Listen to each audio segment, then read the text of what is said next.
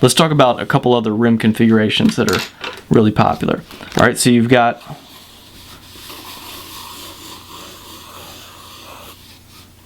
some rims too. This is like a 6-point, right? So I draw a line like that, like that, like that, like that. So this is a pretty popular rim design too. I call it the pizza because it looks like a bunch of slices of pizza, but what you can do now, you can do anything with these. Alright, so that would be a pretty cool rim pattern, and then you just hint at the rim behind it like that. Put in those discs and brakes, and if we want to tuck this one under someone's like lowrider truck, here's what it would look like.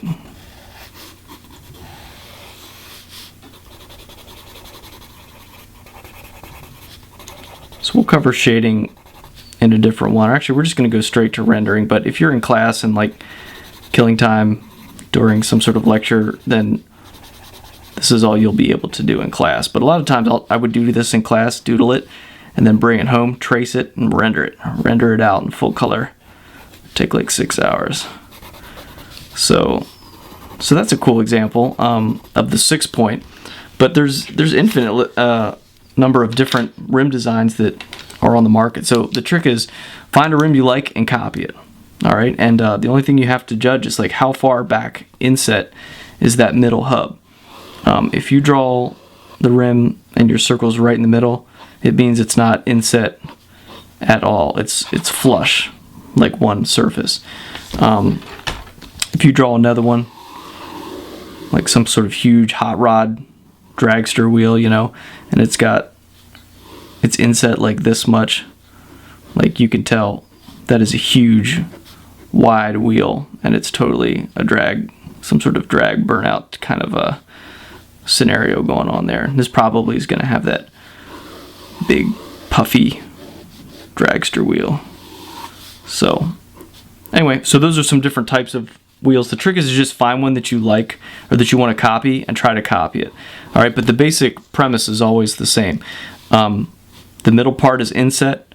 The rims, where the spokes connect, is in the middle, and it's all about getting that angle. So don't worry about making 1,000 circles before you get it right, because I'll bet right now if we flip this over,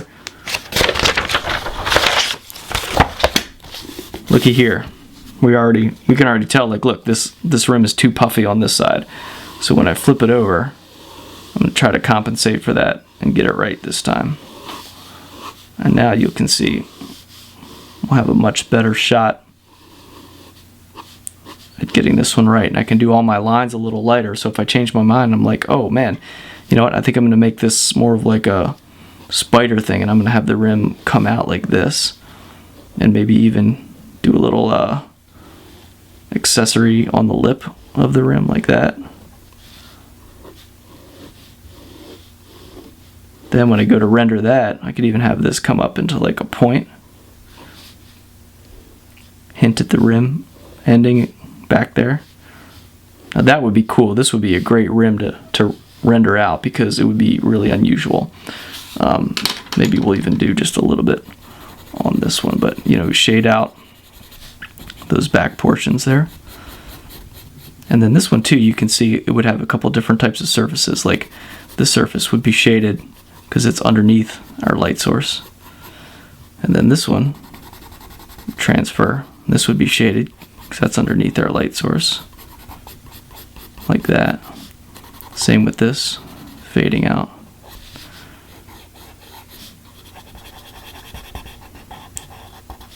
And this would be all shaded here.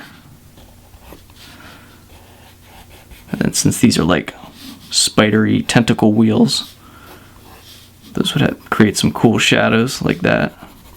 And then since it's chrome, obviously, it's going to have a lot of chrome reflections on it too.